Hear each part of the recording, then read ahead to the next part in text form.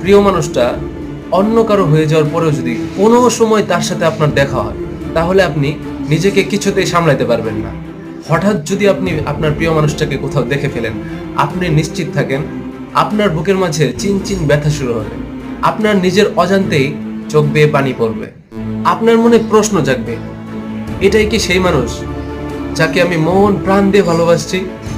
আপনার মনে নানা রকম কৌতূহল জন্মাবে। ওহ, মানুষটা আগের থেকে কত সুন্দর হয়ে গেছে।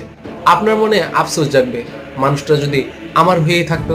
আপনার বুকে নানান প্রশ্ন জাগবে, নানান কথা মনে উকিঝুঁকি করবে। না পাওয়ার যেই কষ্ট, না পাওয়ার যেই বেদনা, সেটা আবারও আপনার মনে উকিঝুঁকি দিতে থাকবে। যেই কষ্ট, যেই বেদনা অনেক আগে বুকে চাপা দিয়ে রেখেছিলেন, নতুন করে আবার সেগুলো আপনার মনে জেগে উঠবে। নতুন করে সেই স্মৃতিগুলো আবার মনে ভেসে উঠবে।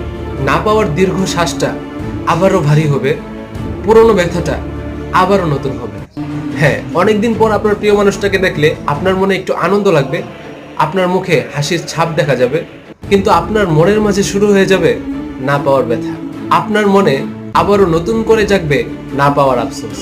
হ্যাঁ, আপনি যদি কাউকে সত্যিকারের ভালোবাসেন এবং তাকে হারিয়ে ফেলেন, তারপর যদি অনেক দিন পর তার সাথে দেখা হয়ে যায়, এগুলো আপনার সাথে ঘটবেই ঘটবে। আপনি লিখে রাখেন।